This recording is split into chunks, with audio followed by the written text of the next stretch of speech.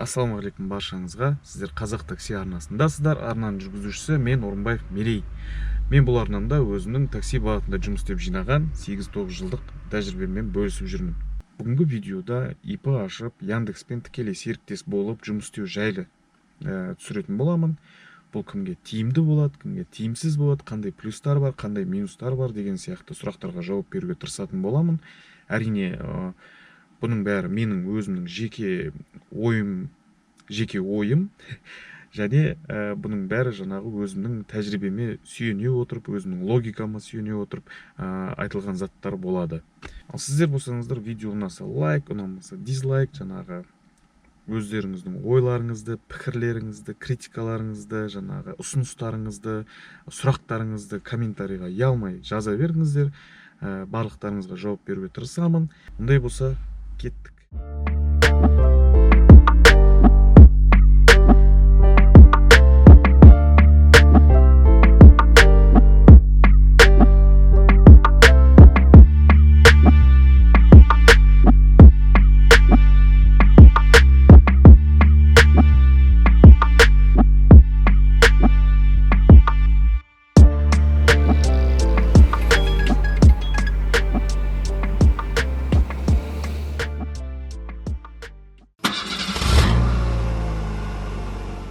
Осыдан 15 күндей бұрын байқасаңыздар, мына приоритет тұрған жерде жаңа раздел пайда болды. Водитель ИП плюс 5 деген. Осыған бассақ, бұл жерде айтады, Яндекске тікелей партнер бола аласыздар. Паркке бұдан былай ақша төлемесеңіздер болады. Типа өзіңізге ИП ашасыздар, бізбен договор құрасыздар, өкіметке налог төлейсіздер, және жаңағы Яндекспен тікелей жұмыс істейсіздер дейді. Бұл жобаны жасап жатқан Қазақстанның еңбек мини, сосын кірістер министрлігі және Яндекс үшеуі қосылып жаңағы пилоттық жоба ретінде тексеріп, тестовый режимде қосып жұмыс істеп жатыр қазір. Бұл кімге керек десеңіздер, бұл әрине бірінші очередь өкіметке керек. Өкіметтің қазынасына налог төленетін болады. Екіншіден кішкене статистиканы жөндейді. То есть бүкіл жаңағы курьер мен таксистердің бәрі қазір официально жұмыс орнатылмағаннан кейін жұмыссыздар ретінде есептеледі. То есть сол статистиканы кішкене жөндегісі келген мақсатпен жасап жатса керек. Әрине қазынаны толтыру деген сияқты ғой. Екіншіден әрине Яндекске керек. Яндекс қазір өкіметке көмектесіп отыр, өкімет кейін жаңағы Яндекске көмектеседі деген сияқты, крыша деген сияқты. То есть басқа конкуренттерге қарағанда Яндекс біз типа өкіметпен жұмыс істеуге дайынбыз, ашықпыз деген сияқты. Сол үшін жаңағы өкімет те қолдайтын болады Яндексті. И үшіншіден кейбір жүргізушілерге керек.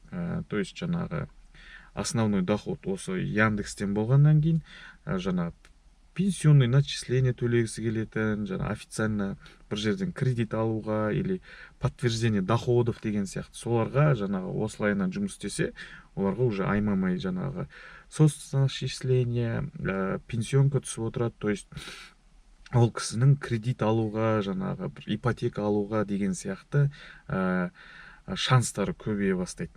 Ал енді тиімділігіне келетін болсақ, то есть паркпен істеген тиімді ма, жоқ ИП ашқан тиімдірек бола ма деген сұрақ пайда болса, мен сіздерге қазір түсіндіріп кетуге тырысамын. Қараңыздар, бұл ИП ашып жұмыс істеу тек қана мынау жүргізушілерге ғана тиімді болады. Егер сіз өзіңіздің көлігіңізбен таксилетіп жүрсеңіз, тек қана Яндекс арқылы жұмыс істейтін болсаңыз, және сіздің табысыңыз Яндекстің комиссиясынан бөлек 500 мың теңгеден ары қарай табатын болсаңыз, уже 500, 600, 700 мың табатын болсаңыз, сол кезде ғана сізге тиімдірек болады.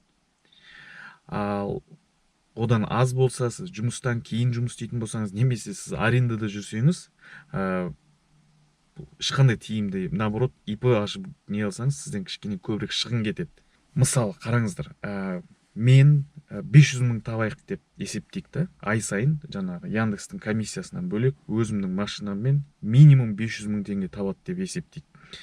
500 мың теңгеден 1% мен жаңағы өкіметке налог төлейтін болам. ИП ашып 1% ғана төлейтін болам. Ол жаңағы тек қана осы ИП ашқан таксистерге байланысты налог 1%. Одан кейін медицинский страховка төлеймін. Минималкасы ай сайын 4900 теңге. Одан кейін социальный страховка төлеймін. Оның минималкасы 2450 теңге, және пенсионный төлеймін. Минимум айына 7000 теңге. То есть қараңыздар, менің расходым 500 000 теңге тапқанның өзінде ИП арқылы аймамай 19350 теңге төлеймін мен. Ал паркке 4% төлейтін болсам, мен 20 000 теңге төлеймін. То есть разницасы сондағысы 650 теңге болып тұр. Бұл егер мен 500 000 теңге табатын болсам. Ал егер сіз ИП арқылы бір айда жаңағы 500 000-нан жоғары таппай, даже 100-200 000 табатын болсаңыз, бәрібір 1%-ын төлейсіз. То есть 1000-2000 000 теңге. Ал жаңағы медицинский страховка, соцстраховка және пенсионныйды по-любому төлеуіңіз керек. Минималкасы айымғамай 14350 теңге. Сіз в любом случае төлеуіңіз керек. То есть сіз даже бір ай вообще жұмыс істемесеңіздер де, сіз осы 14350 теңгені бәрібір төлеуіңіз керек. Ал паркте ондай жоқ.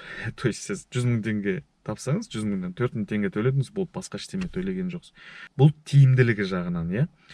Ал енді плюстары мен минустарын айтатын болсақ, қараңыздар, Яндекстен берілетін плюстары жаңағы приоритетке +5, ол ИПшниктердің бәріне навсегда берілетін жаңағы брендирование сияқты приоритет. Ал приоритет жайлы мен болашақта видео түсірем. Әрине, мен мұнан максималкаға көтере алмай жүрмін. Көріп отқандарыңызда өткен айлары вообще жұмыс істеген жоқпын. Сол себепке байланысты менің приоритетім қазір 4 болып тұр. Сол үшін болашақта осыны максималкаға шығарған кезде, немесе соған хотя бы жақындатып, мен сіздерге приоритет жайлы бөлек видео түсіндіріп кететін боламын. Приоритет ол жаңағы сіздің табысыңыз көбірек болады, заказдарыңыз көбірек болады деген сияқты ғой. Екіншіден, ол плюста емес, ол в основном замануха жаңа 3 промокод береміз дейді. То есть ИП арқылы тіркелгеннен кейін бір айдың ішінде, бір айдың көлемінде Яндекс сіздерге 3 промокод береміз дейді. Әр промокод 12 сағатқа беріледі, 12 сағат бойы сізден ешқандай комиссия ұсталмайды. То есть сіз ИПшниксіз, плюс еще жаңағы 12 сағат бойы 3 рет сіз жаңағы Яндекстің комиссиясын төлемей жұмыс істесеңіз болады. Промокод деген не екенін білмесеңіздер, менің арнамда промо деген промокодқа арналған видео бар, және сол промокод 12 сағаттық промокодпен жұмыс істеген видео бар. Тағы да бір замануха, мына жерде бронза, серебро жаңағы нелеріміз бар ғой, біздің статустарымыз.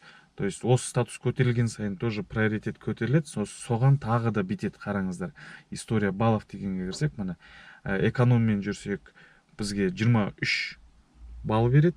Ал жаңағы бұл ИП ашсаңыз, Яндекс айтады, ИП ашсаңыз 3 айдың көлемінде экономға 23 емес 33 аласыз, доставкаға 45 емес 55 аласыз. То есть жаңағы балл 10 балға жоғары, 3 айдың көлемінде 10 балға жоғары береді.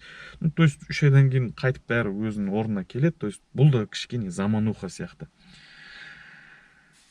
Тағы да бір плюс, ол күніне мына по делам деген бар ғой, домой үйге дейін бізге 2 рет не береді ғой, попутка іздеуге мүмкіншілік, және бір по делам бар күніне. Ал ИП ашқандарға тағы бір по делам қосамыз дейді. То есть күніне 2 рет по делам, 2 рет үйге барсаңыз болады, попутя адам алып. То есть бұл да кішкентай болса да, бірақ плюс. Енді өкіметтен берілетін плюстар, ол медстраховка. Медстраховканың қараңыздар, медицинский страховка. Негізі біз Қазақстан азаматы ретінде, мен пропискаға тұрған жерде өзім поликлиникаға барып, тегін ем алуыма толық құқығым бар, жаңағы тексерістен өту деген сияқты. Медицинский страховка болса, сіз кез келген поликлиникаға бара аласыз. Қателесуім де мүмкін. То есть и және кейбір жаңағы ақылы емдерге осы страховка жауап беріп отыратын болады. Бұның бәрін жаңағы медстраховка жайлы осмос дейді ғой, по-моему. Медстраховка жайлы бөлек Google'дан іздеп, бұл не қандай плюстар береді, бірақ плюстар бар однозначно. Минустар да бар, конечно. То есть сізді очередке қойып, дәл қазір емдемейді, бірақ біраз уақыттан кейін емдейтін сияқты минустар бар. То есть совершенно емес, бұл біздің елімізде кез келген жаңағы заң сияқты, бұл да өзінің бір минустары бар да. Бірақ в любом случае медстраховканың плюсы бар. Оны пайдаланып жүрген адамдарды да білем, көргем, таним, білем. То есть пайдасы бар. соцстраховка, оның да өзінің плюстары бар. Оны жаңа Еговтан или Гуглдан іздеп тапсаңыздар болады. Соцстраховканың да өзінің жаңағы кейбір жағдайларда бізді жаңағы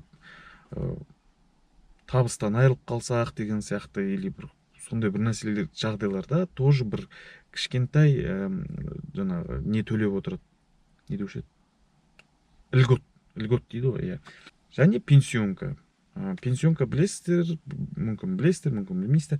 То есть Қазақстан азаматы ретінде мен пенсионный возрастқа шыққанда, мен даже ешқандай пенсионный взнос төлемеген өзінде маған минимальный пенсия төлейтін болады өкімет. Ал енді аймамай пенсионный фондқа ақша салып отыратын болсақ, оны жаңағы НПФ дейді ғой бізде, сол типа айландырып, көбейтіп, и сіз жаңа пенсияға шыққан кезде сіз минималка алмайсыз, сіз там сол жаңағы жиналғандарыңызды біз оборотқа айландырғанымыз, көбейткеніміз, соның бәрін сізге кейін бере аламыз дейді да. Жаңағы минималка емес, там қазір 60 мың болса минималкасы, то есть 100 мың, 200 мың салғаныңызға байланысты пенсия аласыз дейді.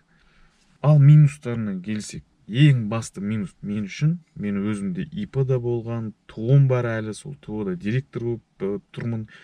Бұл ИП мен туыны ашу оңай, жабу деген азап біздің елде. Не үшін ондай екенін білмеймін енді, бірақ сұмдық, сотқа дейін бару мүмкін. Бұл ең басты минусы деп ойлаймын. То есть Яндекс сразу айтып отыр, біз сіздерге ИП-ны ашуға көмектесеміз, бірақ жабуына біз көмектеспейміз деп. Екінші минусы, бұл ай сайын сіз жаңағы айтып жатырмын ғой, жұмыс істемесеңіз де төлеу керек болады. Ай сайын жаңағы Яндекстің офисына барып, бухгалтериясымен сверка жасап, жаңағы отчет тапсырып деген сияқты. Отчет тапсырмайсыздар, бірақ просто сверка жасайсыздар, осынша табыс таптым, осынша налог жібердім, соның бәрін 25-іне дейін төлеп тастауыңыз керек. Олар өздері шақырады, қай күні келетін. То есть егер көп жүргізуші болса, ол жерде еще очередь болуы мүмкін. Тоже опять бізде білесіздер ғой, жаңа тағы да бір минусы, ол ақша шығару жағынан. То есть біз үйреніп қалғанбыз ғой, шақ запрос жібересің, саған моментально ақша түседі, баланстағы ақша. Ал бұл жерде айтады Яндекс, жоқ, біз тек қана жұмыс күні сізге счетыңызға жіберіп отырамыз, суббота, воскресенье балансқа ақша түспейді. Понедельник күні жиналған ақша 100 мың теңге болса, вторник күні түседі. Вторник күні и то сізге 100 мыңның бәрін бірден салмауы мүмкін. То есть 75 мың теңге вторник күні түсуі мүмкін, қалған 25 мың теңге среда күні түсуі мүмкін. То есть и то жұмыс күндері ғана. Тағы бір минусы, ол техподдержка, сол приложенияның ішіндегі жаңағы шаблонмен жауап беретін ғана техподдержка болады. Сіз ешкімге звондай алмайсыз, қандай жағдай болса тек қана сол чат арқылы сөйлесіп отырасыздар. Ал ол чаттың қалай сіздерге жауап беретінін барлықтарыңыз білетін шығарсыздар. Ол жерде робот, ол жерде жаңағы бот, ол жерге сіздерге тек қана шаблонмен жауап береді. Там конкретно бір тірі адамға жету үшін біраз нерв тоздыру керек деген сияқты ғой. Все, мен устраивает, жақсы екен условия болады деген адамдар болса, енді жаңағы барып ИП ашам дейтіндерге, сіздерге мынаны білген жөн. Қараңыздар, қазір бүкіл Қазақстан бойынша істеп жатқан жоқ, тек қана Алматы мен Астананың жүргізушілеріне ыңғайлы болады. То есть сіз Шымкенттен де жаңағы кез келген қаладан жаңағы ИП ашып жұмыс істеуіңізге болады, бірақ ай сайын жаңағы Яндекс кел деген кезде сіз офисқа келуіңіз керек, бухгалтерияға жолығуыңыз керек. Болашақта біз Қазақстан бойынша жаңағы ең ірі қалаларда қай жерде біз жұмыс істейміз, сол қалалардың бәрінде бір кеңседен ашамыз деп жатыр, бірақ оған дейін енді білмеймін қанша уақыт өтетінін. То есть қазір данный момент бұл жоба тек қана Алматы мен Астананың жүргізушілеріне қана ыңғайлы болады. То есть ай сайын офисқа келуіңіз керек болады, және ашатын кезде обязательно Яндекстің офисына барып ашыңыздар. Өйткені бұл жерде жаңағы бізде негізі ең упрощенный 3% еді ғой налог төлеу. То есть бізге водительдерге, жүргізушілерге, жаңа таксистер мен курьерлерге 1% налог жаңа не жоба болып тұр ғой бұл. Сол үшін осы именно 1% болу үшін сіз Яндекстің офисына барып тіркелуіңіз керек. То есть ИП-ны сол жерде ашуға көмектеседі.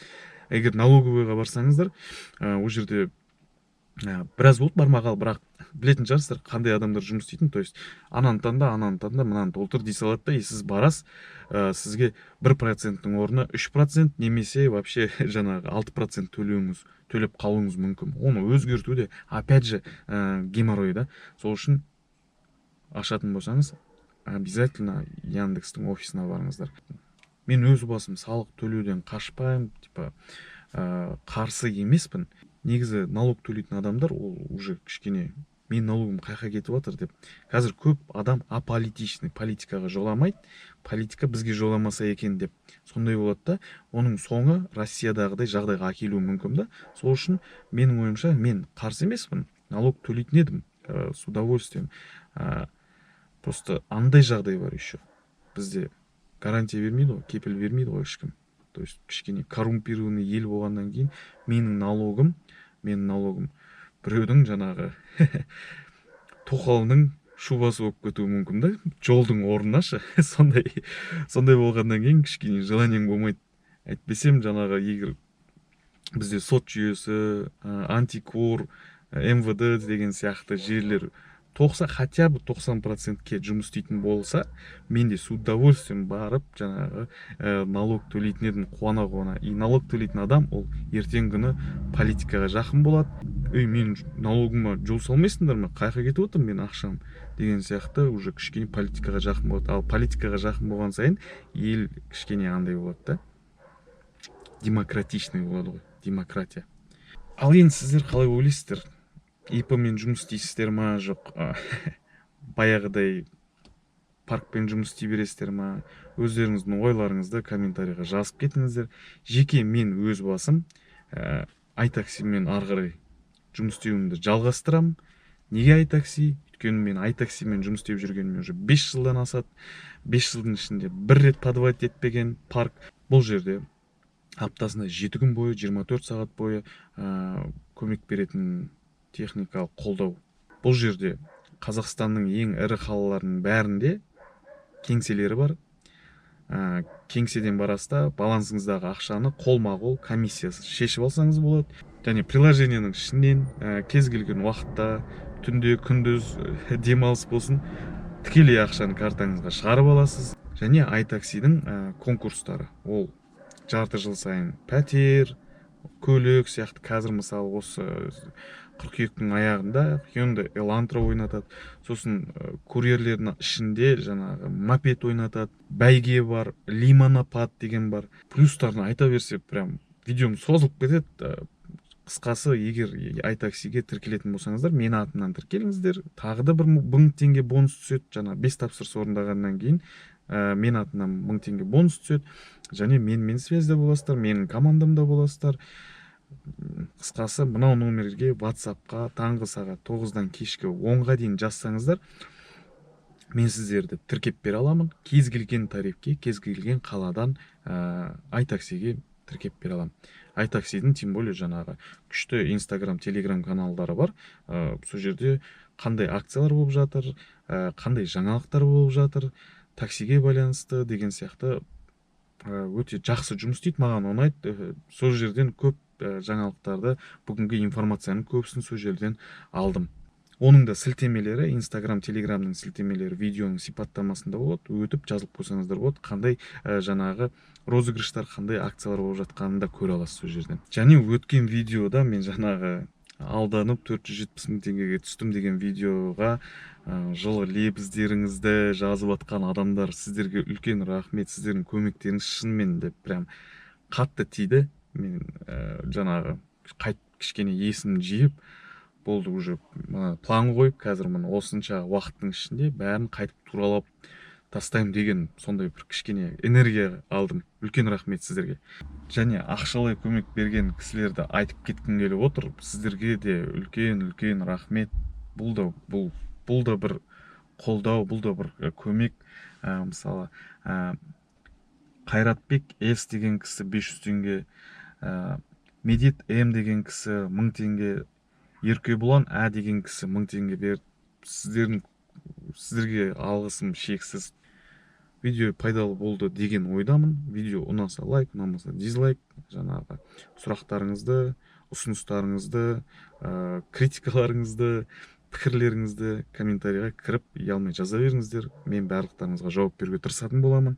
Ал келесі видеода жолыққанша барлығымыз аман есен сау болайық ағайындар.